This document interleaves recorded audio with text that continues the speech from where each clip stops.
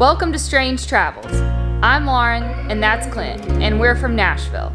We love to travel, whether it's a day trip or to another country.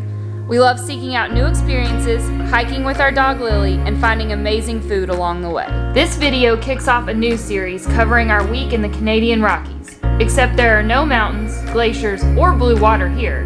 This video is for the dogs, the wolf dogs. Here we go!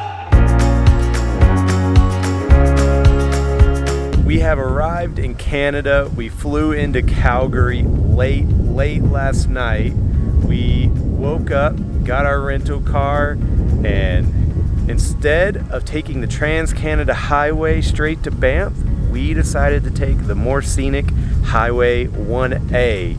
And if you decide to take that route, not only is it going to be more scenic, but you're going to have the opportunity to drive right through this amazing little town, Cochrane, which was a great place to stop, grab something to eat, grab some groceries for our week, anything else that we might need that we didn't pack or anything we forgot. A great town, anything you need is going to be there.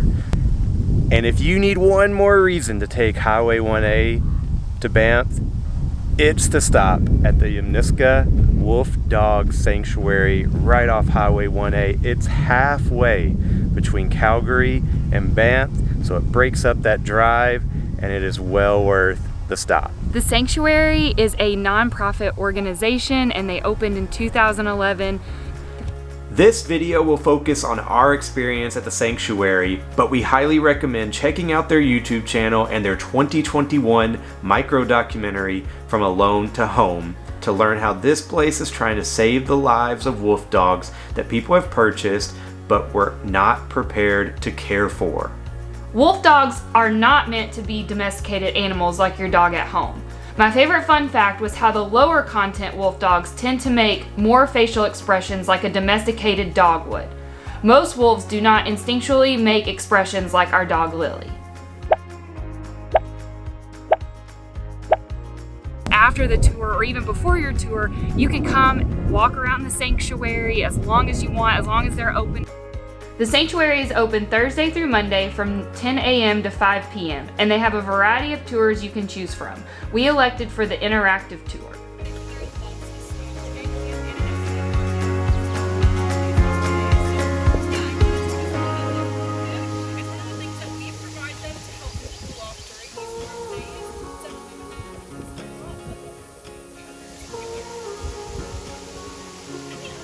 Was that a good swim? Any other questions, guys? Alrighty, guys. Well, there's no questions. Yeah, no worries. I'll let you guys.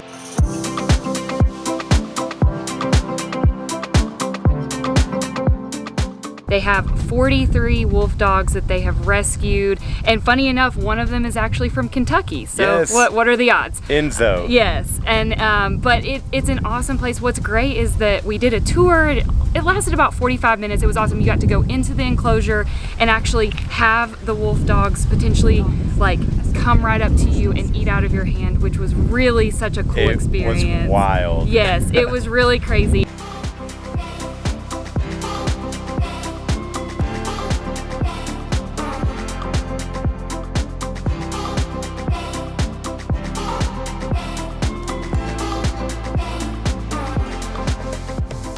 But either way, she was found very frail, very skinny in the Red Deer area. I mean, it kind of goes to show at the end of the day, wolf dogs are not releasable. They don't have, that big pack wisdom handed down from generation to generation of those families.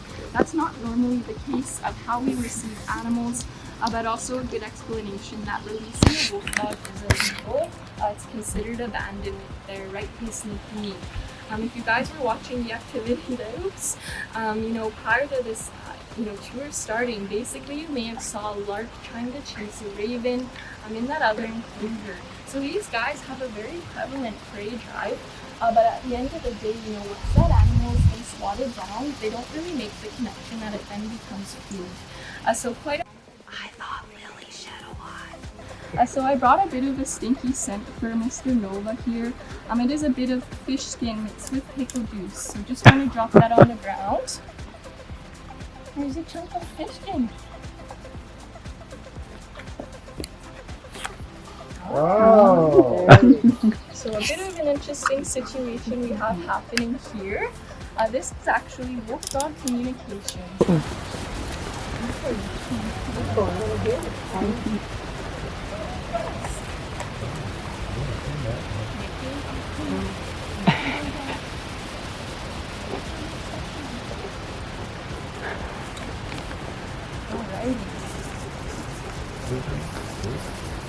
So these dogs also have a little bit of FOMO, fear of missing out. What is this?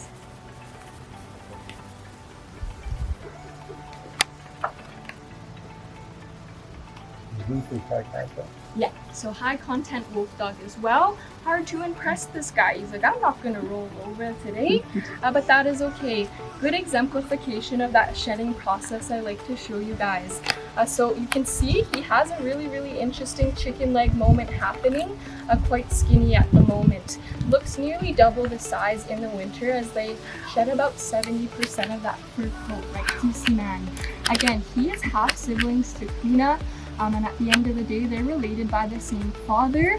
But that black coat coloration, actually, that's not from the fact that they're, having different parents. It's primarily due to the fact that with Mr. Zeus here, these guys have acquired that black coat coloration as a result of about 13,000 years ago. Scientists estimate that this gray wolf content, the specific breed of gray wolf, actually, may have been bred in with a domesticated dog way back. So it changed their coats from gray to black. Some of these animals will completely phase out within the first few years of their lives.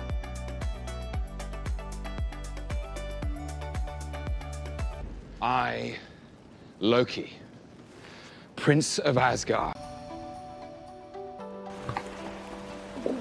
He was captured by animal control 13 times. It's a good name for him. Yeah.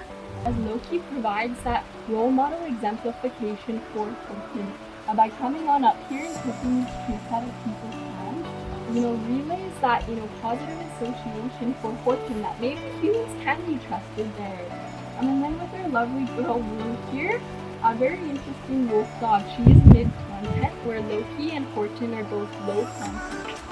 So we were able to actually DNA test this lovely girl here, going to Tommy. And that is because at the end of the day, a lot more affectionate than some of our other wolf dogs. Fairly shy with strangers though, kind of takes, about 2.5 to 3 months with new caretakers before she opens up to them. But with this lovely lady, as we enter her enclosure, looks like there's a fly in her shirt. As we enter the enclosure, she runs right up, gives us lots of kisses. We were able to sneak a 30-second. He has less of that wolfiness. Loki looks like he's going on a mission now. Did he just take a treat from someone and just book it? Oh my goodness. So yeah, that, his name speaks for himself. After our tour, we stuck around for a special Canada Day enrichment session with Enzo and Ruby, where they introduced the wolf dogs to all the quintessential Canadian foods. To get started in the way I've broken this up, guys, I kind of decided to do it as a breakfast, lunch, and dinner. So we're gonna start with breakfast. So a good Canadian breakfast as far as what I have today. I've got some Timbit, got a double coffee, and then just as well to top it off, I've got a bit of maple syrup as well as some Saskatoon berry syrup. So we're gonna basically put that down for the wolf dogs, and you guys are gonna help me out with deciding what the wolf dogs are going to think about this. So we're gonna start off with a Timbit. I'm gonna put a Timbit down for both Ruby and Enzo, and there's 3 things that everyone had to guess if the wolf dogs would eat it, scent roll it, or pee on it. I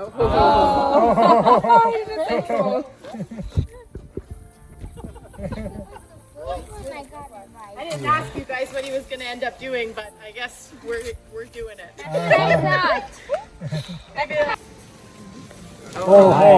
Another good scent roll from Enzo. Here's some nice all-dressed Doritos.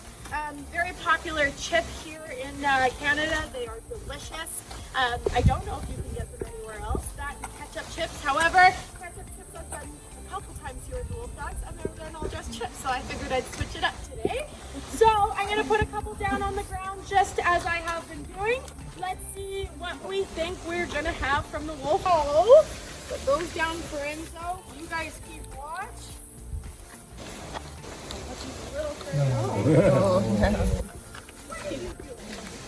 You didn't care? Really? Was this? What did I do down for you?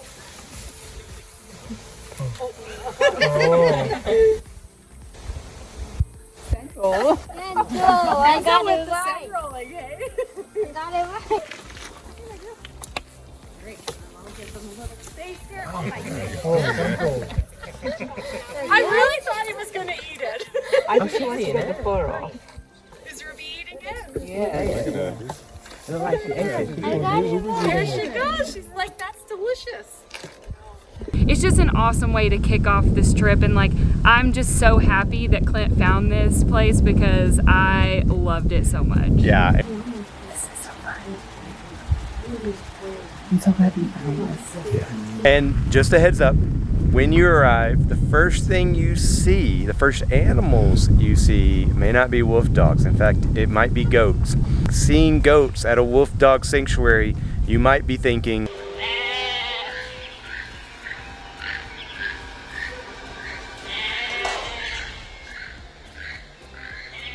What's going to happen with them?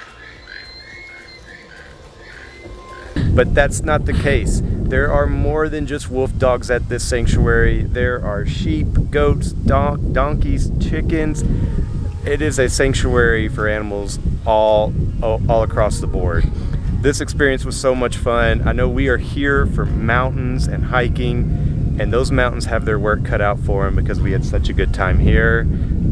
Speaking of those mountains, we can see them from the sanctuary. That's where we're heading next. We hope you enjoyed this video. Make sure to subscribe below, and now you can also check out our brand new website where we will be sharing our travel guides and more. Make sure you also follow us on Instagram so you'll know when we post new travel guides.